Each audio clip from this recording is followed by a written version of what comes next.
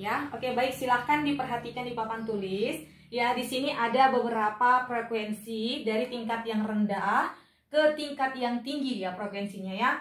Dan di sini ada dia panjang gelombangnya. Misalkan radio, panjang gelombangnya itu adalah 10⁻3. Mikrogelombang, panjang gelombangnya sebesar 10⁻2. Dan inframerah 10⁻5.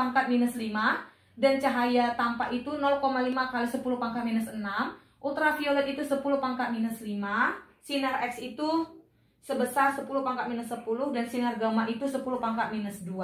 Nah, artinya ya, ini dari tingkatan frekuensi yang rendah menuju frekuensi yang tinggi dia ya. Dari radio yang memiliki frekuensi rendah lalu dilanjutkan ke mikrogelombang, inframerah, cahaya tampak, ultraviolet, sinar X, sinar gamma. Dan sinar gamma inilah yang memiliki frekuensi yang tinggi. Kalau dia frekuensinya tinggi, otomatis nilai panjang gelombangnya adalah rendah dia ya. Kebalikannya, kalau panjang gelombangnya tinggi, maka frekuensinya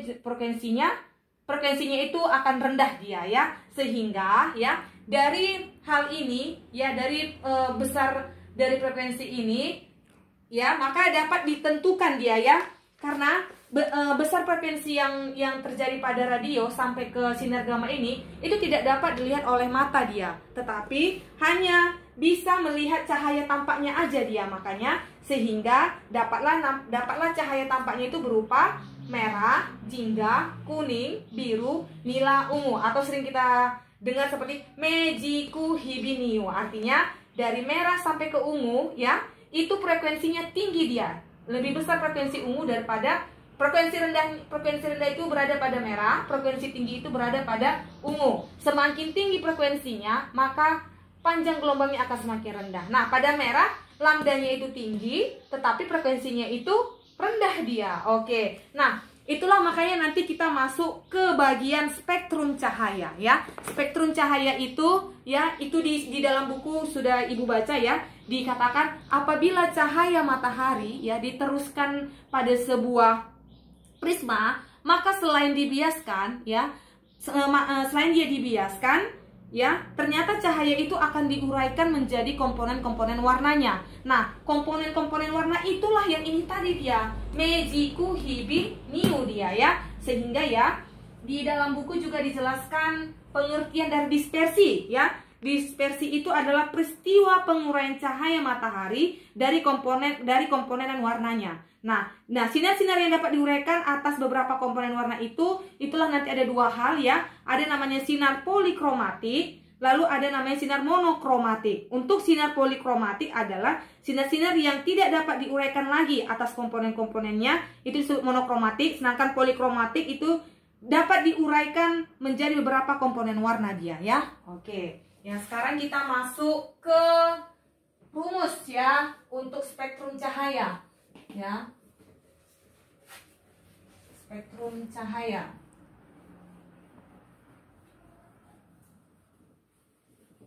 Ya, sehingga ya, kalau di dalam buku dijelaskan ya, dalam ruangan hampa kita tahu tadi bahwa kecepatan cahaya itu sebesar 3 kali 10⁻8 meter per sekon. Nah, tetapi panjang gelombang dan frekuensinya itu adalah berbeda dia ya. Nah, jika V, tadi sudah Ibu bilang ya, ini tadi kan konstan dia ya. Konstan bernilai 3 kali 10⁻8 meter per sekon.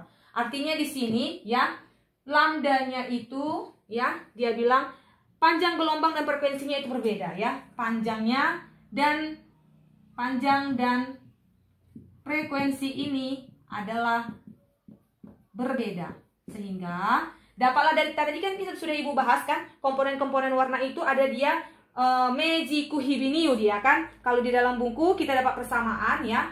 Jika lambda merah itu adalah besar, maka lambda ungu ya, lambda merah lebih besar daripada lambda ungu. Nah, jika frekuensi ya, ini frekuensi dari ungu itu lebih besar, maka kebalikannya, frekuensi dari merah itu adalah rendah dia ya. Berarti frekuensi ungu lebih besar daripada frekuensi merah. Oke, ini dapat kita persamaan. Jika dia cepat rambat gelombang cahaya itu bernilai konstan dia sebesar ini, maka panjang dan frekuensinya itu akan berbeda dia. Oke. Oke, nah sehingga kita buat keterangan ya. Lambda M ini adalah panjang gelombang merah ya. Panjang gelombang cahaya merah ya, cahaya merah. Ya, dalam meter dia ya. Nah, untuk lambda U ya, panjang gelombang ungu.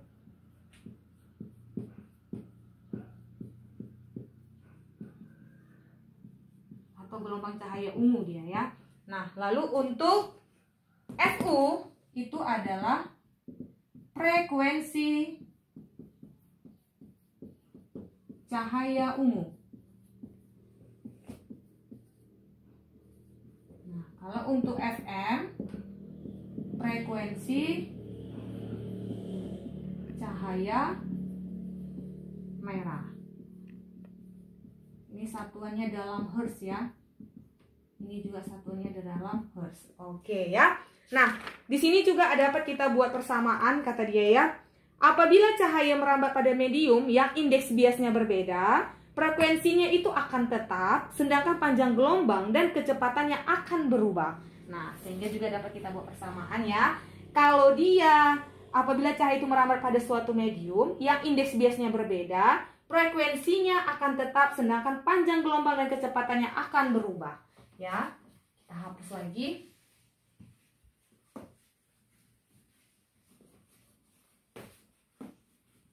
Ya, jika cahaya itu merambat pada medium yang indeks biasnya berbeda dia, ya, berarti dia buat catatan di sini. Apabila frekuensinya tetap, ya, frekuensi tetap, ya, sedangkan kecepatan dan panjang gelombangnya berubah. Berubah. Ini terjadi apabila cahaya merambat pada medium yang indeks biasnya berbeda ya. Ini pada medium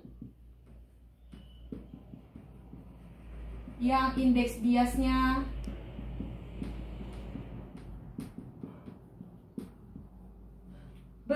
berbeda ya, indeks biasnya berbeda ya. Berbeda. Sehingga kita dapat persamaan dia buat di begini ya. N1 kali V1 sama dengan N2 kali V2. Ingat, rumus dari V itu apa? Lambda kali frekuensi. Berarti N1 kali lambda 1 kali frekuensi 1 sama dengan N2 kali lambda 2 kali frekuensi 2. Karena dia frekuensinya tetap, ya, ini tidak kita hiraukan, kita eliminasi. Menjadi N1 kali lambda 1 sama dengan N2 kali lambda 2. Inilah dapat persamaan untuk pada medium yang indeks biasnya berbeda.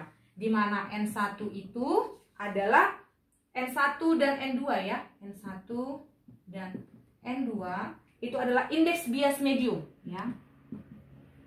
Indeks bias medium. Sedangkan lambda 1 dan lambda 2 itu adalah panjang gelombang cahaya ya. Gelombang cahaya di dalam satuan meter. Lalu V1 dan V2 adalah cepat rambat gelombang cahaya ya.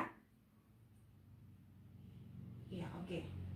V1 dan V2 adalah cepat rambat gelombang cahaya ya. Cahaya satuannya adalah meter per sekon. Oke, ya. Berikutnya kita akan masuk ke bagian interferensi.